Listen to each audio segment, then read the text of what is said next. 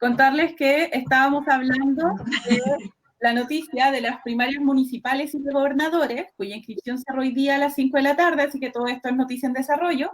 Y en lo concreto, quienes lograron inscribir primarias fueron el Frente Amplio, que se inscribió como Frente Amplio, es decir, nos inscribió con la ex nueva mayoría, y lograron inscribir también primarias Chile Vamos con sus otros partidos, que son la UDI, RN, Evópoli y el PRI. Nadie más inscribió primarias, entonces, por ejemplo, si ustedes están inscritos en el Partido Socialista, entonces para las primarias no van a poder votar porque su partido no llevó primarias, como solo para recordar cómo funciona esto. Lamentablemente se perdieron toda nuestra indignación. Básicamente eso es lo que estaba pasando. Pero tenemos más. Yo estaba indignado con el primer punto, en verdad, porque Boric después apareció tuiteando, por ejemplo, que tenía que ver con la exigencia de mayor demanda, o sea, de mayor transparencia programática, pero en verdad es tan torpe la secuencia como comunicacional en el fondo yo creo que hay una miopía importante, además de la fragmentación, digamos, sistémica, que en verdad hace como un poco creíble nomás por la cuestión, y en el fondo también se echan encima el mismo, o sea, una segunda vuelta a la desconfianza de la capacidad de unirse siquiera para comunicar cuál es el plan, digamos.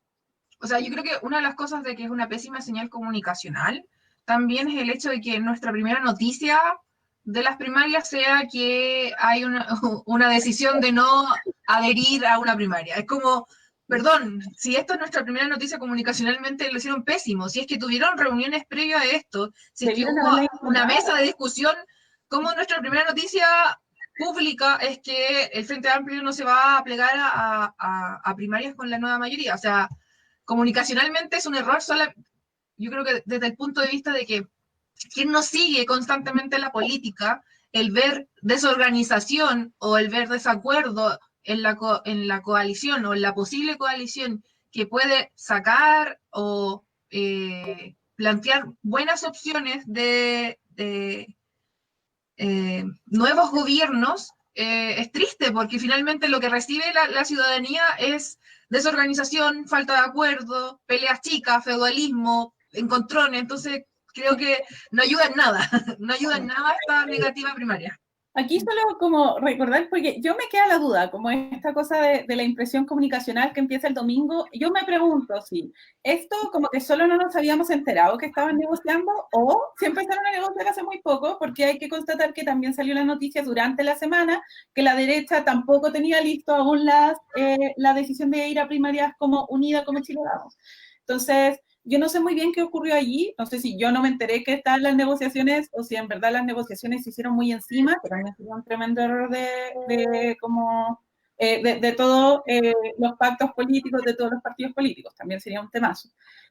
Como para ir cerrando, yo creo que al final lo muy concreto es que Chile Vamos logró unirse, como uno más o menos esperaba, y en el caso de la DC a la izquierda, hasta el Frente Amplio, no lograron tener primarias con unidad, y esto termina teniendo el mismo estigma de la izquierda que se tiene de que está todo fragmentado, al menos así sigue pareciendo. Y solo para contarles, porque esto es solo muy caótico, el calendario electoral está así. Tenemos el el 25 de octubre tenemos el plebiscito y que yo creo que eso todos, espero, lo tengamos muy, muy claro. Estas primarias son para el 29 de noviembre, entonces de todas formas va a haber un proceso electoral en el siguiente mes. Y después las siguientes elecciones donde se vota básicamente todo es el 11 de abril del próximo año, donde se vota los gobernadores regionales, los alcaldes, concejales y eventualmente los constituyentes.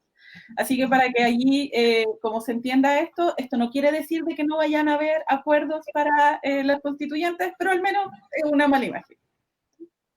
Como pasando muy brevemente a la próxima noticia, que nos da como nos acongoja el corazón completamente, es que hoy día falleció Kino, quien es el creador e ilustrador de Mafalda.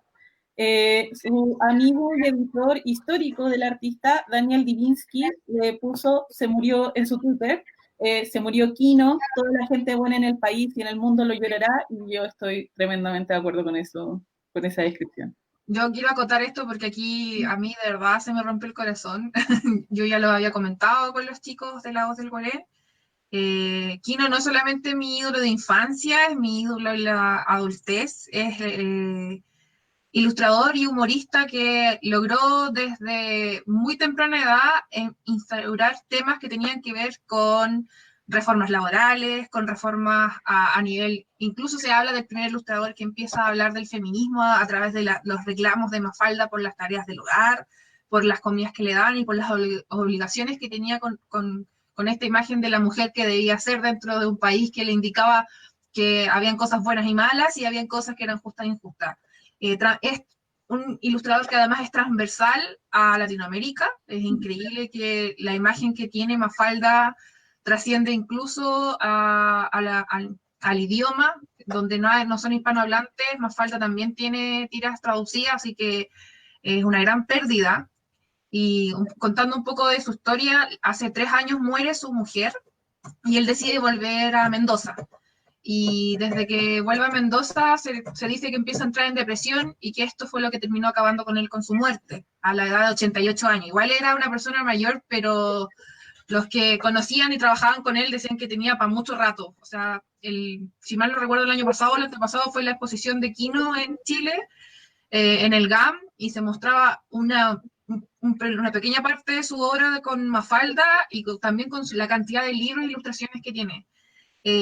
Es una triste noticia, hay que decirlo, de verdad, muy, muy triste noticia, y yo creo que estamos todos un poco con el corazón partido con respecto al fallecimiento de Kino. Sí, totalmente. Y, o sea, y esto solo mencionarlo, no hay mucho más que se pueda desarrollar. Yo creo que todos conocemos Mafalda y seguirán, como espero, los homenajes en los próximos días. Sí. Y comentar muy brevemente, les recuerdo a todos los que nos están escuchando que en breves momentos pasaremos a lo que es el panel sobre noticias falsas y posverdad, así que para que se mantengan en la transmisión, comentaremos una última noticia muy breve, que tiene que ver con lo que ocurrió anoche en el debate de la presidencia de Estados Unidos entre Trump por el lado de los republicanos y Biden por parte del Partido Conservador. Diego, yo creo que nos contaste que tú viste parte del debate, así que por favor, parte comentando esto. Una de las palabras que más se repitió a ambos lados del pasillo, digamos, era una expresión muy gringa que es shit show.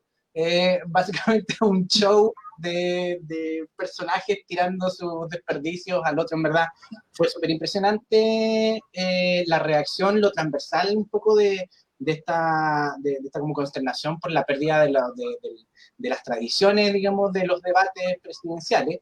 Y en ese sentido yo pensaba que de alguna manera hay un pequeño triunfo comunicacional del Partido Republicano, o al menos de la estrategia de Trump, que claramente tiene ya como saturado a la opinión pública de escándalos, ya como que ni el nombramiento de esta jueza en lugar de Bader Ginsburg, ni la supuesta desclasificación de las últimas décadas de impuestos de Trump, en donde habría evadido durante muchos años un impuesto federal mínimo, digamos, ni siquiera esas cosas movieron los indicadores, y efectivamente se anticipaba que no iba a mover mucho la aguja. Biden, hay que recordar que venía con unos más o menos 10 puntos de ventaja desde harto rato ya, y en verdad se esperaba poco movimiento, pero aún así, como el meme, digamos, aún esperábamos poco, digamos, y aún así logró decepcionarlo en unas encuestas que hizo, creo que fue la CBS, entrada al debate. Aquellos que esperaban que saliera ganando Trump salieron muy decepcionados en verdad de su performance, y básicamente por como la justicia de los alegatos, o sea, como que en verdad se tiraron pura basura todo el debate, y no salió ninguna idea concreta. Pero por otro lado, logró que Biden tampoco planteara ninguna idea, y cuando se hicieron las entrevistas de las personas que estuvieron viendo el debate de salida, era impresionante ver, yo estaba mirando que de 17 personas, 11 en realidad es un porcentaje mayoritario que sigue indeciso. O sea, entre medio de todos los escándalos posibles, siguen indecisos. Bueno, yo creo que en verdad como que me recordaba un poco la noticia de la pérdida del acuerdo acá con el Frente Amplio, un poco el estado calamitoso en realidad de la capacidad de los políticos de ponerse de acuerdo hasta en lo más mínimo. O sea, uno de los alegatos que hacían contra ambos candidatos, los indecisos, era que ni siquiera presentaron un plan para enfrentar el tema del COVID, teniendo la mayor tasa de muerte del planeta, ¿no? Entonces, pobrísimo, súper pobre. Sí, como yo escuchaba en la mañana el comentario que yo creo que es un excelente resumen de lo que fue ese debate, que es como al final los que perdieron fueron los que querían informarse, porque hubo muy poco de información. Chicos, como vamos a ir cerrando este espacio, pero quiero contarles una noticia que esto sí que está súper en desarrollo. Ustedes todos saben de que hemos estado apoyando la iniciativa, todo lo que tiene que ver con la recolección de fondos para Borjita, para que pueda financiar este medicamento, el medicamento más caro del mundo. Nos contaron por interno que ocurrió lo que, si en caso de ser cierto, sería un milagro. Borja se ganó el sorteo mundial del medicamento. El medicamento que cuesta 1.600 millones, onda, esto de verdad lo tiene en desarrollo, me acaban de informar aquí por interno. Sería maravilloso. Y al parecer se cumplió, lo vamos a estar de todas formas actualizando y lo publicaremos en todas nuestras redes sociales en caso de ser cierto. De todas formas, la campaña continúa. Entonces, ahora nos vamos a ir a una breve pausa, pero por supuesto les pedimos que por favor sigan ayudando y apoyando la lucha de Borja, que para quienes nos acompañan recién, desde 1 año y medio de la ciudad de Concepción, que sufre atrofia muscular espinal tipo 1 y que debe recaudar para comprar el medicamento del que estamos hablando más de 1.600 millones de pesos. Entonces, la campaña continúa, pueden buscar la página web, apoyemos a Borjita, la vamos a seguir dejando y apenas confirmemos esta noticia, volveremos como a comunicarla también. Gracias Diego y Carla por sus comentarios, como siempre. Nos Gracias, Vale. En las próximas emisiones. Y a la vuelta de esta pequeña pausa, continuaremos hablando de noticias falsas y posverdad con Marcela Gatica, Fabián Padilla y Enrique Núñez. No se separen de la transmisión y recuerden dejarnos sus opiniones y saludos en la caja de comentarios. Nos vemos en un ratito.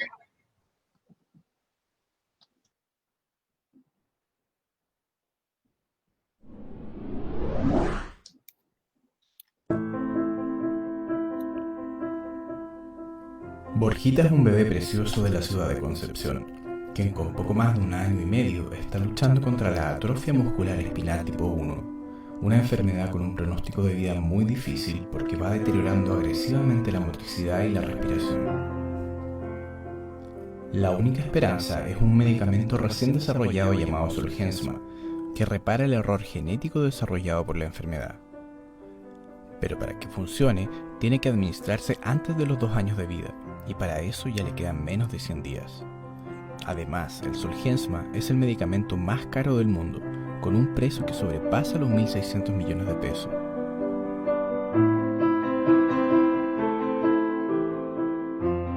A la fecha, se ha recaudado un 55% del total, pero nos queda mucho por reunir. Ingresa a la página www.ayudemosaborja.cl y únete a la lucha de Borjita en su carrera contra el tiempo. Hay personas y organizaciones en todo el mundo dándolo todo por esta causa de amor. María José y Rodrigo, los padres de Borja, y Facundo, su hermanito, están contando con la solidaridad de todas y todos. Ingresa e infórmate de su estado de salud, de esta terrible enfermedad y de cómo colaborar incluso si no puedes aportar con dinero. Lo puedes hacer con donaciones o como empresa o simplemente con un poco de tu tiempo en calidad de voluntario o voluntaria. Por favor, toda ayuda suma. www.ayudemosaborja.cl. Segundo round. Volvemos con la voz de hoy. Estamos en este segundo bloque donde hablaremos con este excelente panel que estamos muy orgullosos y agradecidos de contar el día de hoy. Vamos a hablar sobre noticias falsas, fake news, paparruchas, uno escoge su palabra favorita, cómo llamarlas, y de posverdad. Y vamos a pasar primero presentando a nuestros invitados. Ya he hablado un poquito, perdón Marce, pero te pido por favor que nos puedas dar que den la bienvenida a todo nuestro público otra vez. Marcela Gatica, ya invitada de la casa, la tuvimos en nuestro primer programa de La Voz del Huele, La Voz de la Ciencia, y ya contamos con ella en La Voz de hoy. Ella es doctora en bioquímica, como una comunicadora científica de la Universidad de La Serena y también conductora del programa De la Tierra al Universo. Muy bienvenida, Marce. Hola Valentina, muchas gracias por la invitación. Solamente aclarar que yo soy doctora en inmunología, soy bioquímica de formación, pero mi área de formación después fue la inmunología. Feliz de estar nuevamente con ustedes y de verdad también feliz de ver cómo han crecido. Increíble cómo La Voz del Huele en tan poquito tiempo ya está en todas las plataformas, ya está ganando un nombre, así que con todas las ganas de aportar con un grano de arena hoy día a abrir nuevas perspectivas hoy día en la discusión en este momento que es tan importante por lo que estamos viviendo. Así que encantada. Muchas gracias, Marce. También contamos con Enrique Núñez, periodista, investigador sobre desinformación y también docente. Enrique, buenas noches, ¿cómo estás? Hola, buenas noches, muchas gracias por la invitación. Feliz además de compartir en este panel con Fabián, colega, amigo, y conocer también a Marcela, y creo que va a salir una conversa súper entretenida, así que fascinado de estar acá. Muchas gracias, Enrique. Y por último, pero no menos, por supuesto, está también Fabián Padilla, periodista y fundador de la iniciativa de Fast Tech Chile, que yo lo sigo hace mucho tiempo, debo confesar que soy una fan de ustedes. Así que muy bienvenido, mucho gusto en conocerte también, Fabián. Gracias por la invitación y muy contento de estar con usted y con Marcela y con Enrique para hablar de este tema que es tan importante y que atraviesa países y que por supuesto que en Chile nos afecta mucho.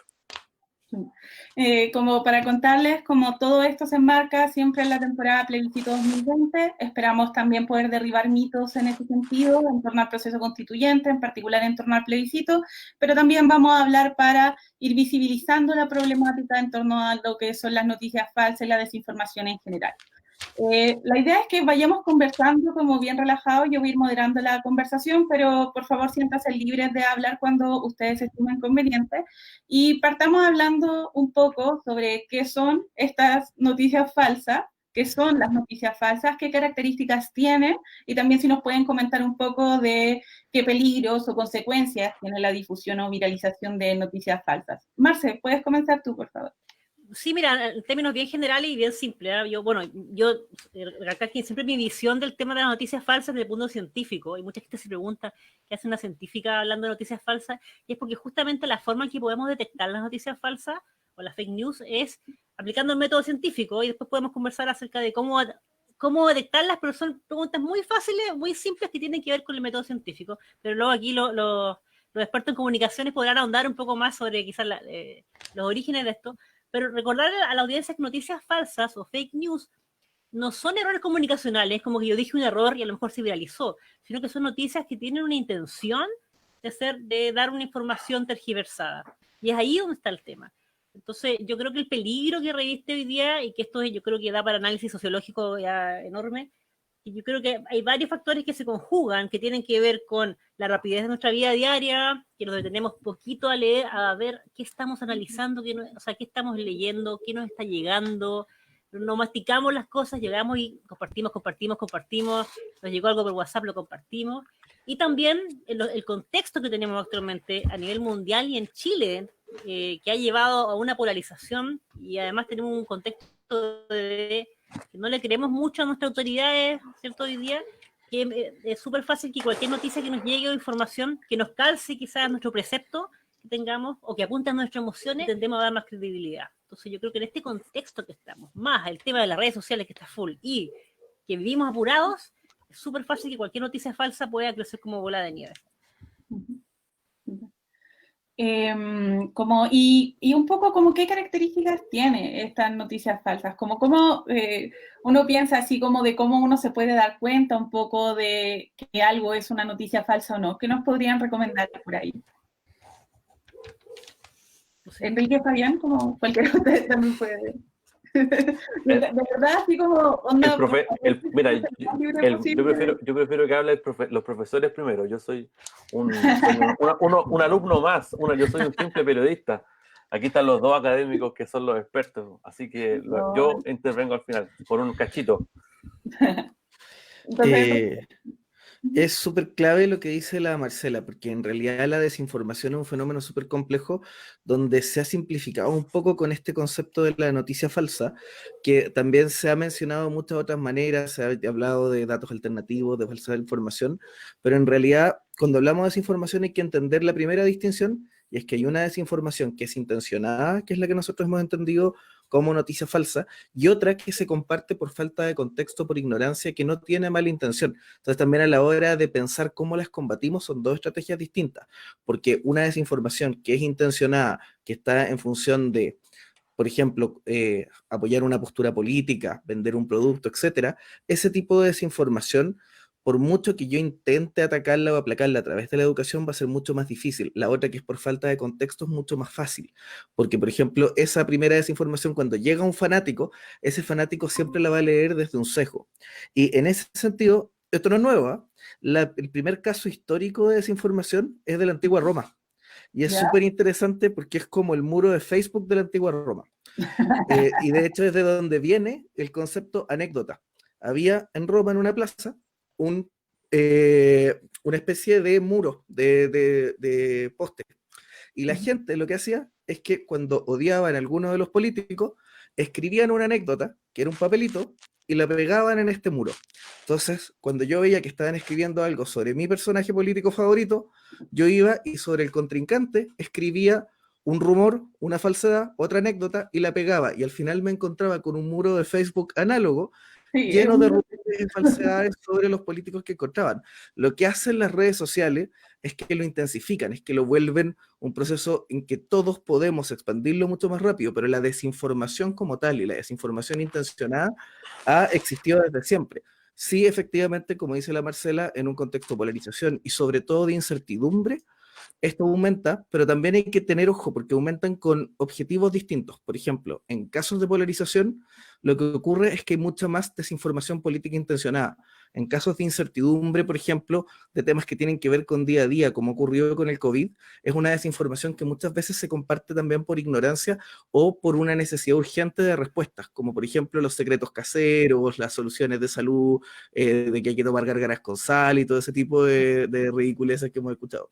Y eso se relaciona igual harto con las emociones, he escuchado yo, como no sé, recuerdo haber leído como algunos consejos para filtrar las fake news, como de, si te provoca alguna emoción fuerte, es probable que tengas como que detenerte 3 segundos, porque quizás podría ser falsa. Yo creo que eso se escucha, ¿no? Espero que sí. Yo creo que eso aplica en general hoy en día para hartas cosas. O sea, esta actitud, digamos, que tiene que ser ojalá más reflexiva y un poco detenerse antes de compartir otro tipo de cosas. Yo me quería detener un minuto en tratar de complementar la visión de los profesores aquí presentes con algo bien interesante. Hay una fact-checker bien conocida que se llama Claire Wardle, espero haber pronunciado bien su apellido, y ella propone una escala de daño de la desinformación. Ella el año 2017 y 2018 ha venido hablando sobre esta escala de daño que podría hacer la desinformación desde muy bajito daño hasta muy alto, digamos, el nivel del daño. Y ahí, en esa escala, me encantaría mostrarla, pero en el fondo en esta escala hay diferentes tipos de desinformación. Por ejemplo, ella condiciona desinformación con muy bajito daño a aquella que es sátira o parodia. Después vendría, por ejemplo, información con titulares engañosos, por ejemplo, típico de medios de comunicación que activan este famoso fenómeno del clickbait. Entonces tiran titulares que no son en realidad lo que dice la noticia. Después podría ser contenido engañoso, y así ya va subiendo hasta lo que podría ser una noticia completamente fabricada o falsa. Yo creo que es súper interesante ver la visión de ella, porque de esa manera también entendemos el impacto que tiene a nivel de daño, probablemente tal. O sea, la desinformación daña. Eso es lo más, que quizás suena, no sé si simple, pero eso es lo más grave, que daña la salud, daña la democracia, daña todo tipo, daña nuestras decisiones, daña muchos aspectos de la vida en diferentes niveles, y no hay blanco ni negro en esto. Y es por eso que hoy día yo creo que el fact-checking está agarrando mucha fuerza. Hay muchos también, incluso creo que también ha agarrado mucha fuerza los divulgadores científicos, creo que hoy día también han agarrado mucha más fuerza, a propósito que se les solicita mucho más información a ellos, porque hay mucha desconfianza en los contenidos que se están divulgando, especialmente los científicos.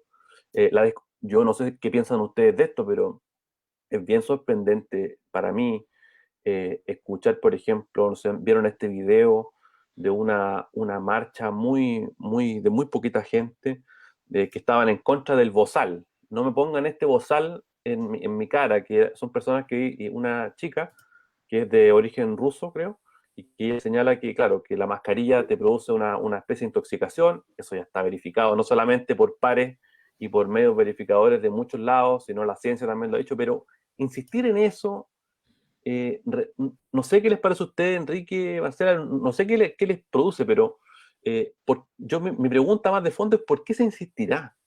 Como que muchas veces me preguntan ¿por qué tanta noticia falsa? Como que ganan. Sí, Y eso es como yo creo que es súper interesante como discutirlo. ¿Por qué harán esto cuando ya de verdad se han verificado varias veces e insisten en mostrar su postura en relación a algo? Perdón si me extendí, Valentina. no, totalmente, adelante. Solo como comentar de que muy desde la ingenuidad, yo también me pregunto, porque hemos hablado muy de lo terrible que puede ser difundir una noticia falsa, pero ¿por qué alguien querría crearlas? Como qué es lo que gana alguien creando estas noticias falsas también. Yo creo que quien la crea o no, claro, ahí pueden haber intereses, bueno, depende de qué estamos hablando, político, económico. Mira, por ejemplo, desde mi área, por ejemplo, el paper, la publicación, que hizo la primera asociación, que sabemos que es falso, pero que hizo la primera asociación entre vacunas y autismo, se demoró 12 años en ser bajado o retractado, en el término técnico, de la revista The Lancet. La Lancet es una revista muy importante en el área de las ciencias biomédicas, tiene un prestigio muy importante.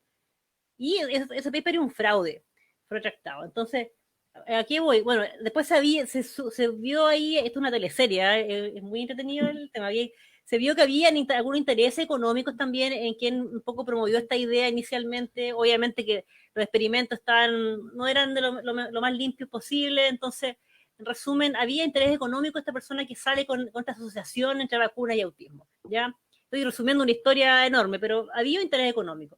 Pero ¿cuál es el tema? Esto estuvo 12 años publicado en The Lancet. Si yo leo The Lancet, yo tengo que creerle. Entonces, el daño que causó fue tan grande que hoy día, hasta el día de hoy, por mucho que hay estudios de miles de personas que muestran que las vacunas no producen autismo y sin fin de otras catástrofes que se les han atribuido, y también considerando que nosotros tenemos hoy día la salud que tenemos gracias a las vacunas, que a veces nos olvidamos de eso. Uno dice, bueno, pero si nadie se enferma hoy día de viruela, bueno, es porque la medicina, ¿cierto?, ha trabajado en esto y ha habido vacunas en el pasado. Pese a eso, y toda la información que uno dice, oye, pero esto hay gente que cree porque el daño que se hizo fue tan profundo, y sumado a que tendemos a desconfiar de nuestras autoridades y que las conspiraciones, ¿cierto?, crecen como bola de nieve. Yo creo que todo eso produce este ambiente que, por ejemplo, lleva a que también en Berlín hace un par de semanas atrás, 2 meses, una marcha, y no fue tan chica, de gente en contra de las cuarentenas y en contra de usar mascarilla. Y tú dices, bueno, en Alemania está la Angela Merkel, que ha tenido un manejo bastante bueno de la pandemia, tiene muy buenos divulgadores científicos, pero hay varias hipótesis, y una dice que, bueno, que como a lo mejor tienen menos casos que nosotros, la mayoría de la gente no conoce un caso contagiado cercano, entonces la percepción de riesgo quizás es aún más baja que la que tenemos nosotros en Chile, por ejemplo. Y, no sé ahí, Enrique, como, esto es como una impresión así súper particular, pero a mí, yo igual pensaba como que quizás como se difunden más rápido, hay harto de marketing también metido entre medio al momento de la difusión de noticias falsas. No sé si es una impresión errónea de mi parte o si en verdad tú me puedes ayudar a comprobar esa creencia. Uy, es que son varios factores, porque en realidad son, yo consideraría tres cosas. La primera, dos componentes clave que tiene una noticia falsa es que es un alto elemento de emocionalidad y que eso se ve propiciado también en las plataformas en las que se comparten. Las plataformas sociales, si bien tienen muchas cosas positivas, al mismo tiempo son plataformas que propician una interacción emocional. Revisemos cuál es la gama de emociones que nos ofrece Facebook. Me enoja, me encanta, me entristece. ¿Cómo reacciono con la información? Y tanto con la información política como con la información personal en Twitter. Pongo un corazón. ¿Cómo lo hago en Instagram? Pongo un corazón. Por lo tanto, son plataformas que están diseñadas para una interacción emocional. Por lo tanto, eso también facilita mucho que lo que se comparte en esas plataformas propicie reacciones emocionales. En segundo lugar, lo otro es que son narrativas muy atractivas. Muchas veces las narrativas conspiratorias son pequeñas novelas que son mucho más fascinantes que la vida real. El segundo factor que yo creo que es súper importante es lo que se llama y que tiene mucho que ver con, por ejemplo, los circuitos académicos de publicación, los circuitos de confiabilidad. En esta pelea por la desinformación, la lucha no es por la verdad. La verdad es lo menos importante, la lucha es por la confianza. El que gana es el que tiene la confianza de la gente, no el que dice la verdad. Por lo tanto, si algo logra entrar en un circuito de confiabilidad donde el resto lo va a creer, es infinitamente más peligroso, independiente de la evidencia que haya sustentándolo. Por lo tanto, esa es una de las luchas gigantescas. Si yo logro entrar en un espacio donde la gente va a confiar, ahí es donde está la discusión. Y lo otro tiene que ver con todas las teorías que han confirmado en el fondo, que tienen que ver con tanto los sesgos de conformidad y los sesgos de confirmación respecto a cómo yo quiero pertenecer a ciertos grupos y por lo tanto quiero estar de acuerdo con ciertas ideas porque esas ideas tienen que ver con mi identidad. Por lo tanto, son esas tres cosas que juntas hacen que la desinformación se propague y mucho más rápido, y está demostrado que se propaga más rápido que un dato duro, que la información verificada, lamentablemente. Una de las cosas que dice ahí Enrique, en realidad responde a tu pregunta, en marketing, en algún sentido, digamos, porque el marketing, ¿cuál es el mejor marketing? Cuando tú buscas una peluquería, ¿a quién le preguntas por una peluquería? ¿Googleas o le preguntas a alguien, a un familiar, a algún conocido, recomiéndame una peluquería? Tiene que ver con eso, o sea, los círculos cercanos son efectivamente esto que está diciendo, tiene que ver con el marketing, ese es el mejor marketing. Entre más cercano sea esa persona que te recomienda algo, mayor credibilidad va a tener. Entonces, yo ahí coincido plenamente con Enrique, el problema aquí nos ya, lamentablemente, y esto es un problema grave, ya no estamos hablando sobre la verdad o sobre el dato, estamos hablando sobre percepciones. Hoy día la gente pareciera tener sus propias verdades, lo que es muy, muy, muy complicado. Genera, yo creo, una tensión mucho mayor, está polarizando mucho a las personas y ahí yo creo que el gran vuelco que tenemos que dar, no sé cómo, creo que una parte tiene que ver tiene que estar en el periodismo, pero hay una cosa más social aquí que tiene que verse, que es cómo también volvemos a discutir en fraternidad, volvemos a tener tolerancia, volvemos a mirarnos y a respetar lo que diga el otro y poder ceder puntos. Hoy día la gente no está acostumbrada a ceder puntos, no, la gente escucha para contradecir lo que dice el otro, no escucha para comprender lo que dice el otro, no quiere ponerse en los zapatos del otro. Eso es muy habitual hoy día, especialmente yo lo veo en gente también muy joven. Entonces, si esa es la condición en la que estamos trabajando, el problema es que más allá de que exista un periodismo, que exista un fact-checking o que existan divulgadores científicos, la tarea no se agota ahí. O sea, eso es un puro paso, pero ¿qué pasa con el resto? Lo social, ese tejido que está entre nosotros y que nos une y que estamos viendo que se está desintegrando porque al final nosotros decidimos tener nuestra propia verdad. Y eso es un problema que es muy serio, creo yo. Hay un punto para acotar, o sea, agregar ahí con lo que dice Fabián, que es súper importante. Yo creo, tengo la percepción de que las redes sociales también no han hecho, o sea, tienen beneficios fantásticos, ¿cierto? En todo lo que es la interconexión y todo, pero uno finalmente termina, por ejemplo, siguiendo en Twitter o siguiendo en todas las redes a la gente que piensa más o menos como uno. Generalmente uno no va a seguir si uno se encuentra con alguien, por ejemplo, que dice algo completamente distinto a lo que yo pienso, en lo político, por ejemplo, de la vereda contraria, uno o lo bloquea, o tiende a denunciarlo, o no lo sigue. Generalmente uno va a seguir a la gente que piensa más o menos como uno, y en Facebook lo mismo, entonces al final uno empieza, y es lo que hacen, ¿cierto? Twitter lo hace, de hecho, que nos agrupa, ¿cierto? Las tendencias de mis amigos, y yo empiezo a ver un círculo de puras noticias, de que más o menos son las que, de pura gente que piensa más o menos como yo, y empiezo a establecer eso como verdad. Entonces, eso también yo creo que ayuda un poco a la difusión de noticias falsas más rápido, porque yo, claro, le creo a estas personas, y es todo y es lo único que veo en mi día. Si yo veo Twitter todo el día, más probable que sea lo que me rodea todo el día en mis redes sociales.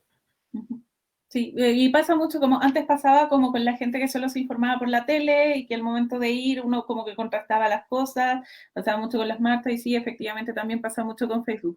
Al final lo que yo veo en Facebook y lo que cualquiera de ustedes ve en Facebook es tremendamente distinto y al final quizás tiene que ver mucho con esta construcción de las propias verdades de cada uno.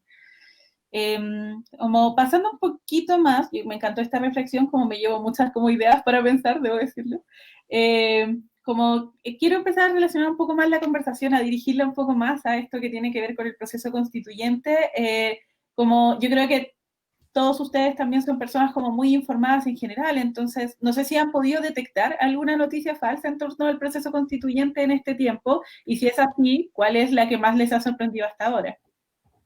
Mira, No sé el proceso constituyente en general.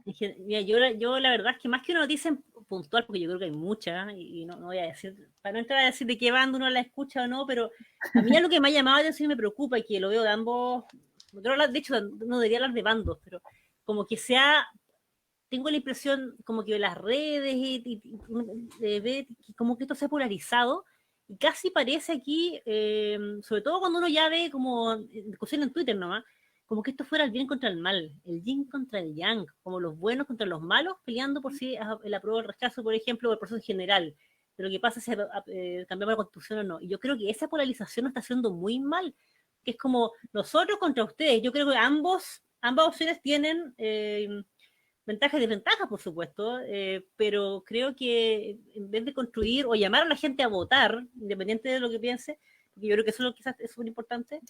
A mí lo que me preocupa, más que noticias en particular, porque he leído muchas cosas que yo digo, oye, esto de verdad no es tan así, como que está un poco forzado, esa polarización que estoy viendo en las redes con esto. Es como nosotros contra ustedes. Y si yo apruebo, también apruebo esto, entonces como que se han creado bandos así, y a lo mejor hay gente que a lo mejor rechaza por razones que no son políticas o porque está en un bando en otro, sino porque puede tener cualquier otro motivo, pero eso yo creo que es lo que me preocupa un poco de este proceso. Como que se está armando como un yin y el yang aquí. Esto es como el bien contra el mal luchando por el proceso constituyente. Y uno se preguntaría qué pasa después, porque después del plebiscito alguna opción va a ganar. Entonces, como, ¿qué se viene después? ¿Qué va a ocurrir con estos bandos que se están formando? ¿Verdad? Como comparto harto tu preocupación. Yo quería... Perdón, Enrique, no. Adelante tú, Enrique. Yo quería sumar a eso que no hay que dejar de lado que es un proceso que nace de una crisis y que no es un proceso que se esté dando cuando tenemos la animosidad más racional para también poder tomar una decisión, porque de alguna manera lo que permitió el proceso plebiscitario fue ordenar en parte un relato caótico que es el que ofreció el estallido social con un montón de causas, y una de las inquietudes era esa. De alguna manera fue la más fácil para el mundo político para poder ordenar algo en un relato, pero que es un relato de dos opciones, y siempre que yo tenga un relato de dos opciones va a ser mucho más fácil polarizar a la sociedad. El Brexit, sí o no, el plebiscito del sí y el no. Entonces es tremendamente complicado en un país que ya venía con una alta polarización organizar todo el relato desde lo polarizado, y es tan polarizante que incluso las personas que uno pensaría que están de acuerdo, como por ejemplo pasa dentro de la misma derecha o dentro de la izquierda, ni siquiera están de acuerdo entre ellos. O sea, el hecho de que RN tenga la mitad de su campaña en el apruebo y la mitad de su campaña en el rechazo es una cosa inédita, una cosa rarísima. Entonces creo que también no hay que dejar de lado eso, que es un contexto de mucha excepcionalidad y que por lo mismo también se va a prestar para esta desinformación, porque es muy polarizante desde antes. Fabián, tú querías comentar también. Sí, como responder tu pregunta inicial, cosas que me han sorprendido escuchar es como por ejemplo que tenía anotadas algunas, por eso las estoy viendo mi apunte. donde tengo, por ejemplo, esto de que aprobando, digamos, tu derecho de propiedad privada como que se va a ver vulnerado, cosas como esas, son muy extrañas de escuchar, como que no tienen ninguna base, pero también he escuchado cosas del otro lado, me parece también, no sé, raras, como por ejemplo, en la franja del apruebo, escuché esto de que Chile necesita una salud como derechos, no sé si dijo social o no, pero decían para poder terminar las filas en los hospitales, o sea, la fila en el hospital no va a terminar con garantizando la salud como con un derecho constitucional, o sea, eso es no entender cómo se hace políticas públicas. Entonces, ¿qué quiero decir con esto? Tiene que ver básicamente con lo que señaló también Enrique y la Marce.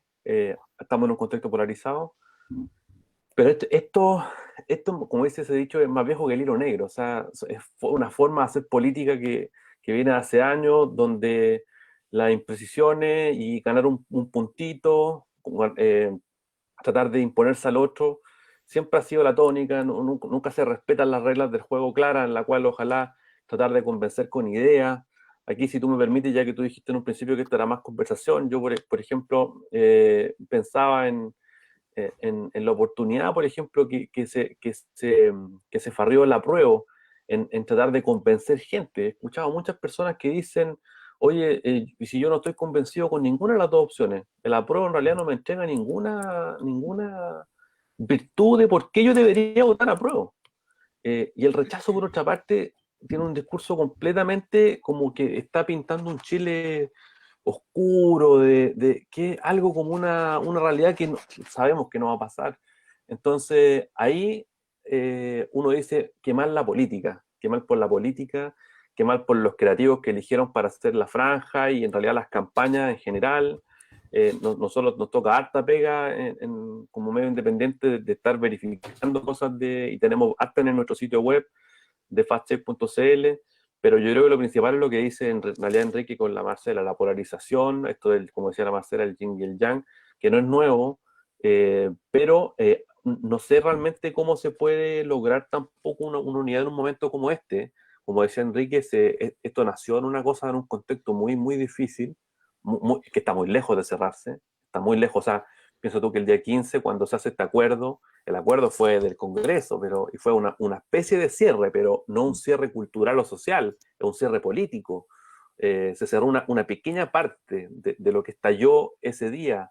Entonces, queda mucho, mucho aún por hacer, lo que también lleva a otra reflexión, y es quizá a una pregunta.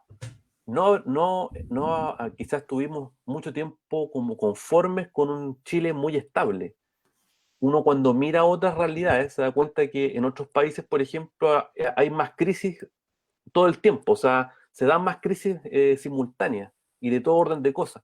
Quizás nos acostumbramos mucho a ver un país muy estable en general, o sin mucho movimiento de olas. No sé si me doy a entender. Entonces ahora, como estamos viendo una cosa medio inestable, nos parece algo muy raro y tendemos como a polarizarnos más y todo.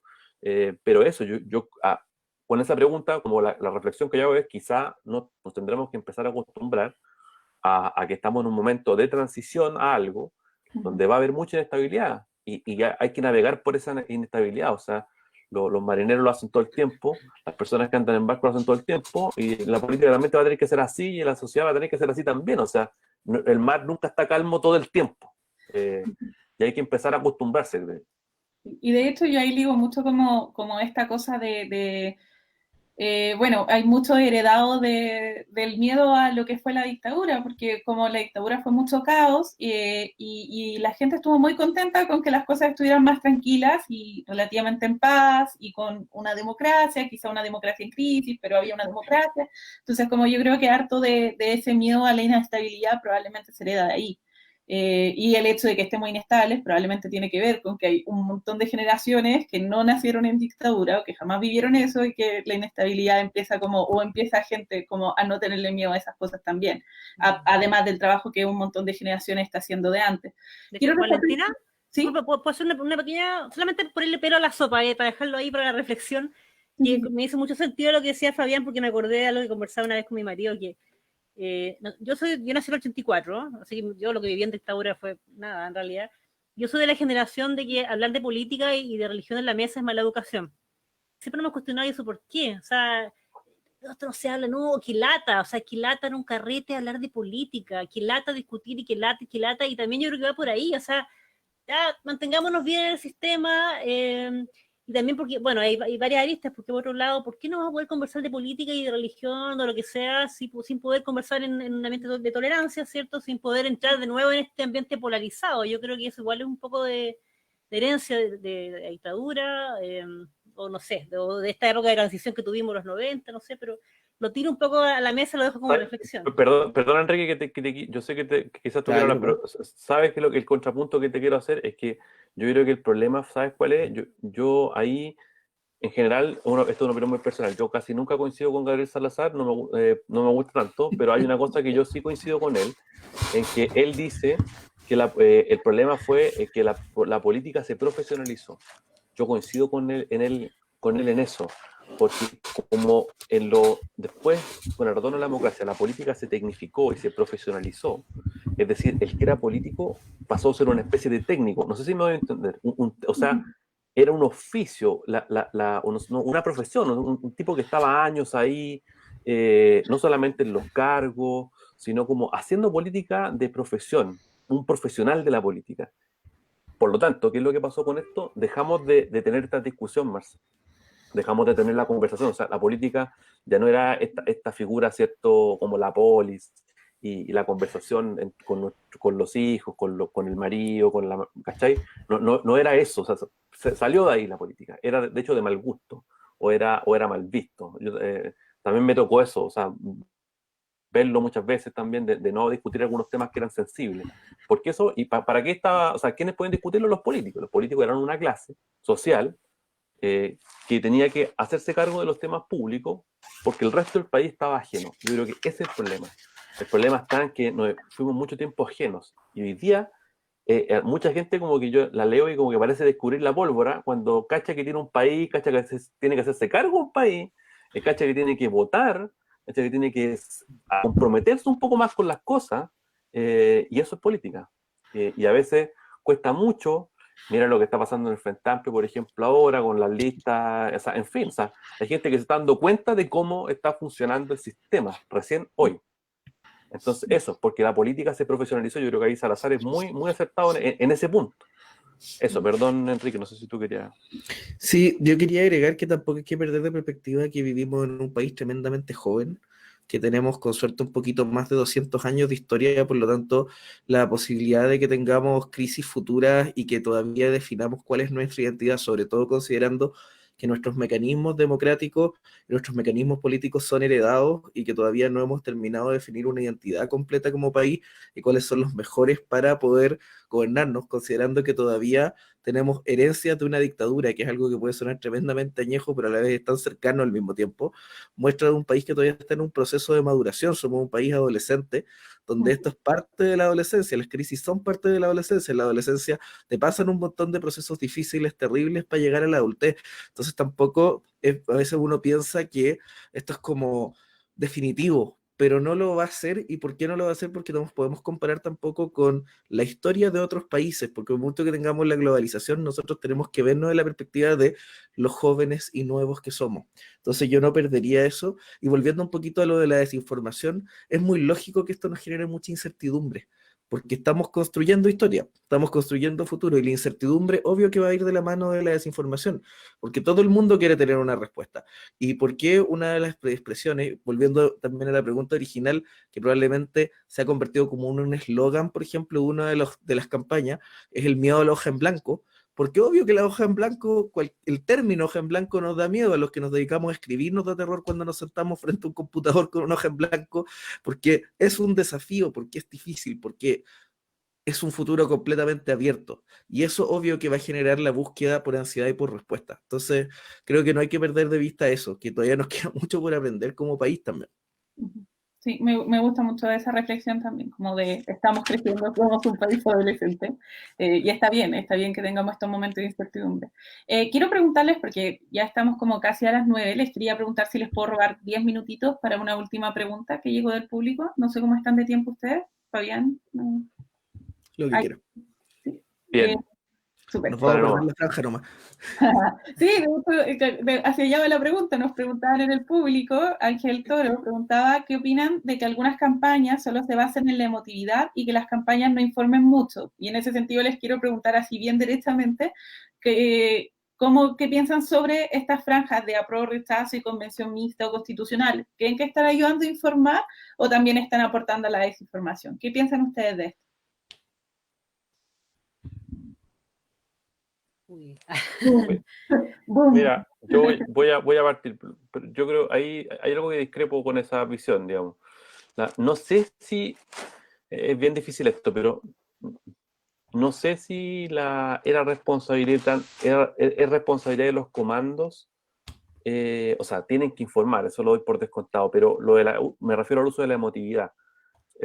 Tiene que ver con la propaganda y eso es un poco así, o sea, es todo emotivo, funciona así, uno convence con eso también, persuade, la persuasión tiene que ver mucho con la emoción. Quizá el rol informativo lo tiene más bien el Estado. El Estado a través de campañas públicas pagadas que indiquen que al menos motiven a la gente a ir a votar. Creo que ahí hay un punto.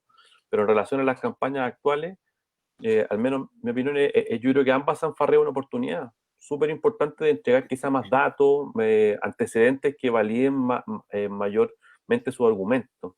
Se han basado mucho, claro, en emociones porque es una estrategia, funciona así, digamos, mostrar la plaza de Plaza Italia o Plaza Dignidad, como quieran llamarla, mostrarla con un dron, ¿cierto? Y con una canción, con unas letras bonitas, pero sin ningún argumento, nada, o sea, es tiempo perdido, eso es tiempo perdido, o ver, por ejemplo, esta campaña donde una persona, o sea, tú podías entender, perdona que, podías entender que alguien a un auto le ponga una constitución. ¿Vieron eso de ese clip del auto? ¿Ah? ¿Hay algo hay algo más estúpido que eso? Yo no sé, o sea, francamente no lo sé. Nosotros Entonces, conversábamos ayer con unos amigos o sea, hay que, no sé si la franja es para reírse, pero obviamente se perdió una oportunidad de poner argumentos serios en la mesa, para que la gente esté, o sea, lo están tratando, o sea, ¿cuál es el problema? Creo, lo tratan a la gente como cabros chicos, y eso está mal, ¿cachai? Como decía Felipe Abello ahí, bajo nivel cognitivo. Lo que tiene que pasar ahí es que tenemos que dar más argumentos, porque la gente tiene que estar muy informada, más datos duros, y por qué estoy por el apruebo, por qué estoy por el rechazo, convencer a los indecisos. Oye, estamos suponiendo que no hay indecisos en esto. Estamos suponiendo que no hay gente que esté, por ejemplo, que no sabe qué votar, que realmente, además que hay mucha gente súper, que está súper bien, digamos, que no sabe por qué votar, que no tiene idea. Y que no está convencido de ninguna de las dos, porque puede que le gusten cosas de la Constitución ahora y puede que le gusten cosas o quiere que haya cambios, digamos. ¿Y esa gente la están convenciendo? No, pues la tratan como si fueran animalitos, y eso yo creo que ha sido una oportunidad perdida de parte de todos estos transversales. Mi crítica es súper transversal, o sea, es para todos los lados, Frente Amplio, izquierda, derecha, todo. O sea, creo que se perdieron la oportunidad de hacer un bonito ejercicio cívico de más información, y se quedaron mucho con la emoción, pero más encima de mala calidad, creo. Eso. De hecho, puedo aportar ahí que bueno, yo la verdad que franja he visto poca, he visto más por las redes, porque de hecho no sé, otro día me topé con una como era de almuerzo, no sé de hecho bien a qué hora la dan. Sí, yo igual creo, y también volviendo al tema de las fake news, yo creo que la forma de combatir las fake news es informando, ¿ya? Porque, y hay una campaña, no voy a decir de qué partido es, para no herir ninguna susceptibilidad, pero yo creo que van a saber cuando diga de qué se trata, de cuál es. Y yo cuando la vi pensé que era una broma. Cuando la vi primero en redes sociales, le pregunté a mi conocido, le dije, oye, ¿esto es de verdad? Y una campaña que hay un hombre y mujer, por lo menos tuvieron el cuidado de que fuera mixta, que fuera algo paritario.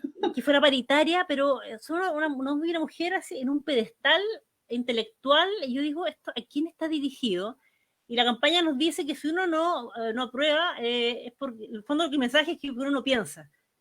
Y yo me agarro la cabeza y digo, ¿cómo poniéndome en un pedestal y tratando a la gente de tonta voy a convencerla de algo?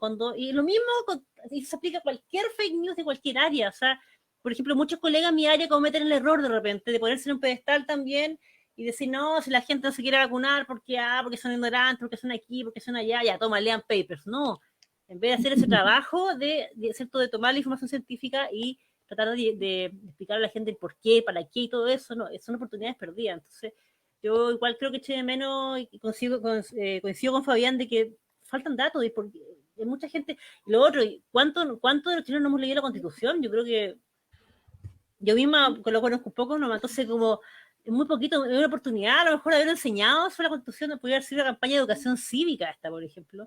Yo creo que ha sido mucho más provechosa, pero sí, eso de pararse en un pedestal y mirar así, no creo que sea la forma de ganar adeptos. No sé en qué te dirigió también, de verdad, me sorprendió. Enrique, si quieres comentarnos algo también de... Uy, es que son tantos temas, porque por un lado creo que es tan necesario, primero se nota mucho para mí el contraste gigante con la campaña del sí y el no.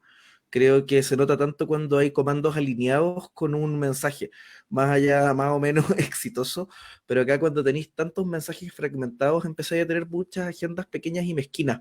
Entonces, y lamentablemente hemos visto dentro de la lógica de la política electoral que la agenda se vuelve mezquina y va perdiendo en el fondo su lógica cívica cuando todo se trata de conseguir votos.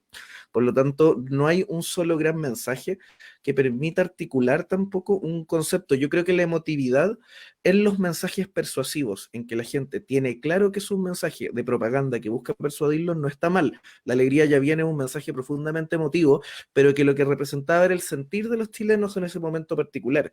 El problema está cuando ese mensaje persuasivo se hace pasar por noticia o por información dura. Ahí es donde yo creo que es complicado y es delicado y hay que tener cuidado. El problema está en que no sé si estas campañas, y no creo, al menos mi convicción es que no están captando el sentir de la ciudadanía, no están captando el sentir de la gente que fue a protestar a la Plaza de la Dignidad, ni del estallido social. Están absolutamente desconectadas en la misma lógica de élites desconectadas por las que se produjeron estas manifestaciones. Por lo tanto, es muy triste que las personas que tuvieron el acceso a la televisión para hacer las campañas, por más que se llamen entidades de la sociedad civil, siguieron siendo entidades de la sociedad civil dentro de la misma esfera de élite con las que se han hecho hasta ahora. Por lo tanto, sigue siendo la misma desconexión que teníamos. Hago la comparación, para hacer la campaña del no, se hizo un año entero de focus group antes, solo para entender lo que la gente estaba sintiendo. Eso no está pasando con estas campañas. Como todas, es verdad, estoy muy de acuerdo con los tres en distintos niveles como de diagnóstico. Ya vamos a ir cerrando este bloque, solo quería darle el espacio para que ustedes desde su posición nos puedan comentar, ya sea en torno a cómo la desinformación afecta al plebiscito, qué responsabilidades creen que tienen que empezar a tomarse. Les dejo a cada uno un minuto para que nos puedan como compartir una última reflexión antes del cierre. Yo por eso puedo partir yo. Mira, lo mío, lo que voy a decir, tiene que ver con un poco el tema central de lo que hablamos de las fake news. Solamente dar algunos tips, que en realidad no son tips, pero son cosas que deberíamos de tener un segundo a hacer cada vez que nos llegue una información de lo que sea. Esto no solamente en lo político, sino también en lo científico. Siempre pensar quién nos manda la información, cuál es nuestra fuente, porque por ahí alguien, no me acuerdo si fue Enrique o Fabián, hablaba del tema de la confianza, ¿cierto? De repente nos llega un WhatsApp de mi mamá. Yo tendo a creerle, obviamente, pero a lo mejor ella la información se la mandó a otra persona y ella a otra persona y otra persona. Entonces, ¿cuál es nuestra fuente? Ya. Luego, ¿confiamos en la fuente primaria de eso, de la información que estamos leyendo o no? ¿Por qué? Ya. ¿Esta fuente es experta en lo que está diciendo? Por ejemplo, el caso del COVID, por ejemplo. Y el segundo, ¿qué tan experta? Yo soy del área, por ejemplo, yo me formé en inmunología, pues yo no podría estar en un matinal hablando de cardiología mañana. Por ser científica no soy experta en todo, ¿cierto? Y así, cada área tiene su área. Entonces, mi consejo y lo que siempre digo es detenerse un segundo y pensar en eso. ¿De dónde viene la información? Confío en esta fuente. ¿Qué tan experta es y cuál es la evidencia que lo sustenta? Y por último, cualquier WhatsApp que nos llegue con titulares como esto usted no lo verá en la prensa, lo que el gobierno no quiere que sepa, lo que las farmacéuticas ocultan, y ese tipo de titulares que llamen y que vayan a mi emocionalidad tan directamente y a un mensaje conspirativo, yo inmediatamente prendo todas mis alarmas, y en especial si calzan 100% con mis pensamientos, con mis preconcepciones que tenga. Eso. Gracias, Marce. Enrique, sí. Yo quiero sumar a lo de Marcela, es que si me llega un mensaje, además con todas esas características, que bajo ninguna circunstancia lo comparta. Compartir un mensaje con cualquier tipo de información que sea potencialmente sospechosa de desinformar es lo mismo que yo tirar un papel al suelo o que tirar a petróleo al agua. Cuando yo tiro petróleo al agua, llega un momento en que no sé distinguir qué es agua y qué es petróleo. Pasa lo mismo con la verdad y con la falsedad. Por lo tanto, lo más importante, porque hay un montón de cosas. A ver, es una lucha de David contra Goliat, es una lucha donde es como luchar contra el coronavirus. Sabemos que no vamos a terminar con la desinformación, que no se va a acabar para siempre, pero en la medida en que tengamos ciudadanos con más herramientas para combatirla, es como quedarse un ratito más en la casa. De alguna manera la podemos aplacar y podemos ir bajando la curvita. Si no damos herramientas a los ciudadanos, estamos haciendo demasiado fácil que se expanda. Entonces, lo primero que podemos hacer es no compartir si es sospechoso. Súper, muchas gracias. Fabián. La verdad es que yo coincido con ambos, que estaba pensando en qué agregar que fuera relevante, y a mí lo que se me ocurre es que quizás explicar en breve que todo esto que ellos señalan, asociado por ejemplo a estos titulares que típicos así tan cliqueros, ¿cierto? Son parte de un modelo de negocio. O sea, esto funciona porque es un modelo de negocio, y la gente tiene que entenderlo también. O sea, ojalá que quien nos escucha entienda que también esto, una de las causas, quizás de las mayores causas, tiene que ver con un modelo de negocio donde a ti te escriben de tal manera, y está estudiado. O sea, para que ustedes sepan, hay gente en el mundo del marketing que se especializa en los asuntos de los correos, en escribir buenos asuntos de correo, los asuntos, lo que uno ve en los correos. ¿Por qué? Porque el asunto es lo más relevante a la hora de abrir un correo. Si el asunto es bueno, tú le haces clic a ese correo y tú lees la información. Lo que te quiero decir es, esto está archi estudiado. Esto es un modelo, en el fondo, de negocio en el cual tú tienes que abrir la nota, tienes que leerla, tienes que desconfiar, porque y eso es lo que te producen, digamos, pero ellos lo que te venden es toda su publicidad, por ejemplo, que está anexada a ese sitio web, o los fines que, digamos, tengan. Eso lo hace, yo creo que eso lo hace interminable. Otra cosa que quizás yo me voy más, yo siempre trato de ser más pesimista que optimista. Yo sé que, porque está lleno de gente optimista, en esto yo quiero decir algo pesimista, y que para que se entienda, digamos, para que se dimensione esto que muy bien señala Enrique, asociado al petróleo y el agua, que tiene mucha razón. La gente, obviamente, esto no se arregla solamente con el fact-checking, con los divulgadores científicos. De hecho, es más. Estamos viendo que los desinformadores han mejorado y han refinado sus formas para desinformar, y están aprendiendo a combatirnos a nosotros. Por lo tanto, lo que va a pasar en el corto plazo es que ellos adopten mejores formas y tienen más recursos, en fin, para desinformar de una mejor manera, en un nivel mucho más fino, y va a ser mucho más difícil pesquisar esa información. Lo que quiero decir entonces es que aquí el desafío es un desafío cultural. El desafío cultural de informarnos mejor, ponerle freno de mano a compartir las cosas a través del teléfono, en nuestras redes sociales, en fin. Seguir los consejos que dice el profesor Núñez y la profesora Gatica. O sea, hay que seguir esos consejos al pie de la letra. No tener una mayor responsabilidad con la información que uno lee y que después quiere difundir. Eso, me quedo con eso al final. Muchas gracias por la oportunidad de extenderme un pedacito. Y yo creo, oye, puedo sumar que yo creo que además hay que ir a los portales de verificación. Nunca está de más sumarlo a la Edita Informativa, a fastcheck.cl, a factchecking.cl, a todos los espacios de difusión donde se está verificando desinformación. No, y ahí, por supuesto, yo creo que después les vamos a estar pillando todos estos links para también difundirlo por nuestros canales, por nuestras redes de La Voz del Huele. Con esto, como solo volver a darle las gracias a los tres, Marcela, Fabián, Enrique, por este muy interesante espacio de conversación. Estuvo muy entretenido, yo creo que nos quedaron muchos temas por tratar, así que, quién sabe, quizás podríamos coordinar después otras instancias. Encantado. No, muchas gracias a ustedes. Muchas gracias por la invitación. Y a quienes nos acompañaron, por favor, como siempre, déjenos sus comentarios, lo que les gustó, lo que creen que podríamos mejorar y otros temas que les gustaría que tratáramos especialmente en esta temporada de Plebiscito 2020. Este es el primero, este es el segundo de muchos programas que van a ver con La Voz de hoy. Así que la iniciativa sigue en construcción, ayúdennos a construirla y sus comentarios son siempre bienvenidos y muy valiosos. Y volvemos a recordar la campaña de Borjita. Aún no hay confirmación de la familia, así que la información oficial es que sigue presente la campaña para recaudar dinero para pagar el Zolgensma. Lo siento, no soy tan buena en la pronunciación del medicamento, un medicamento que cuesta más de 1.600 millones.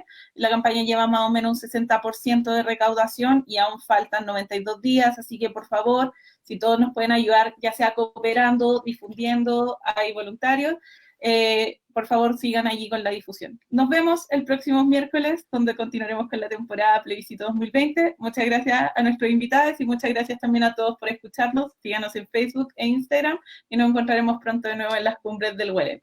Buenas noches a todos. Chaito. Muchas gracias. Un abrazo. Chao, chao. Chao.